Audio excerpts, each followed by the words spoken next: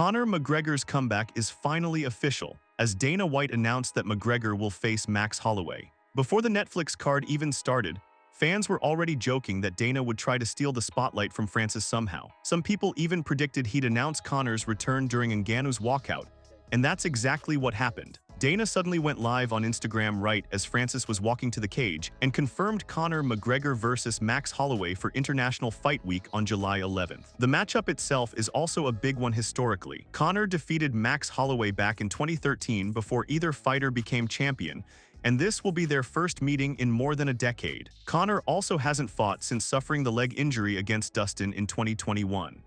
Stevenson versus Ellison, Roy Ball versus Kavanaugh, Sandhagen versus Batista, BSD versus Patty Pimblett, July 11th International Fight Week in the main event, Max Holloway versus Conor McGregor, Krylov versus Whitaker on the prelims. It's a badass card. We got a badass summer coming up.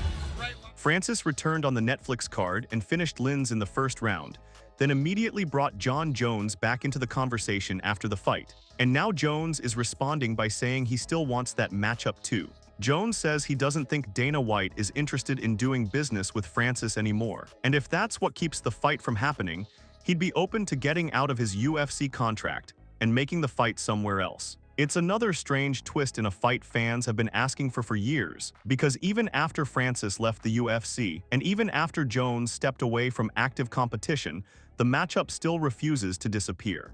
Yeah, if you don't, I gotta focus on trying to get out of my UFC contract. That's gonna be the difficult part. If this fight's gonna happen, doing it outside, I don't think Dana's interested in doing business with Francis.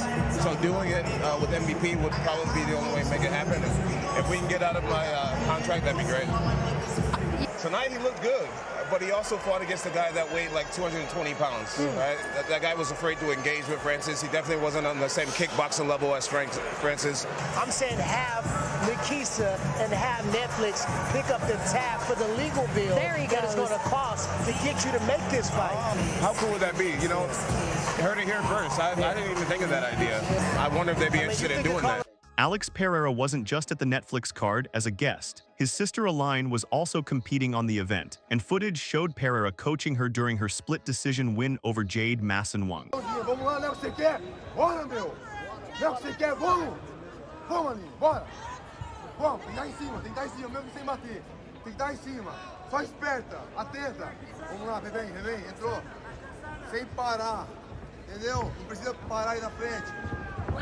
Boa! Bem!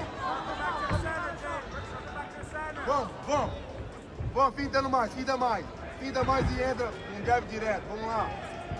Raul Rosas Jr. says he is still chasing Jon Jones' record for youngest UFC champion, but he also talked about the pressure that comes with being one of the UFC's youngest stars. Raul says fans can switch on fighters very quickly after a loss, and revealed that he lost around 80,000 followers after getting defeated early in his UFC career. Something that is still like reachable, so I'm definitely, that's my ultimate goal. Now hold on, Jon Jones was 21, right? He was 23. Oh, he was 23. Yeah, right, so you got 2 years. Yeah, I got 2 years, and I'm already in the top 15. So I he was 23 years old in March 19, 2011, defeating Mauricio Shogun Rojas, UFC 128. Wow. So you got 2 years. Wait, he was 23 years old and 242 days old. Oh, so that's almost 24. Bro, you got a lifetime. Oh my God. You got twice. Almost twice the length you've been in the UFC. Yeah.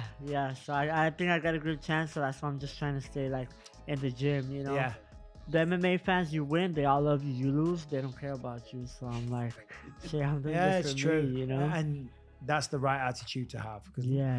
None of those people really give a shit. No, they don't care about us, you know?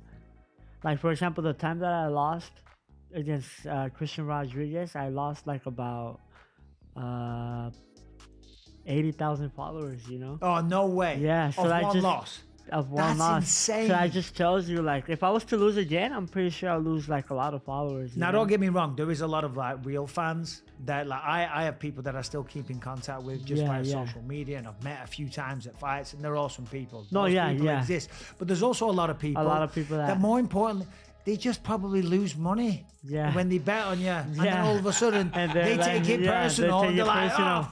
fuck Rosas Jr. Yeah, yeah. Prick That's lost me crazy. $200. Yeah, you know? yeah. Do you get a lot of DMs like that? Like, bro, you lost me money? I mean, you win a lot, so. Yeah. I get both. Like, bro, you won me money, and bro, you lost me money. You know, even in public when they see me, bro, you won my parlay, or bro, a few years ago you made me lose my parlay. How is that like a thing in our sport? Like, you don't go like- to LeBron James and be No, like, yo, bro, you no. lost me my parlay. Yeah. Because it's a team, they're team sports. Yeah. You know, the pressure's so much different. It's Yeah. one person, and you don't get to fight very often either. Like LeBron James, you know, he'll have a good game, bad game. A few days later, he's back on the court. Yeah. Joe Rogan and Brendan Schaub were talking about the upcoming Ilia Topuria versus Justin Gaethje fight, and both agreed that if Justin actually pulls this off, it would be one of the biggest upsets of all time. They also talked about how confident Topuria seems heading into the fight, after reports came out that he's planning a celebration dinner before even stepping into the cage. If Justin beats Ilia, it is not only one of the greatest upsets of all time, it is one of the greatest caps to a career of all time. Like, if he, all through what he's been through, wins the interim title, wins the BMF title, if he does that and caps his career off, you go, fuck yeah, dude, way to go out. Brother, if he beats Ilia Topuria at UFC Freedom 250 in front of Donald Trump, he's the only American that gets the belt. It's bigger. It's beyond just MMA UFC. Yeah. Miracle on Ice, fuck off. This is... imagine the headlines, dude. Yes. And if Now- he beats that guy Bro. in his prime who's knocking everyone to the shadow realm, he says to Charles Oliveira, I'm sorry it has to be you.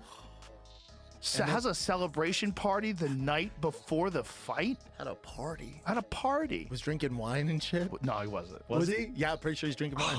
No, I think it was water. Nah, I'm pretty sure he's drinking wine. Imagine that fucking psychopath.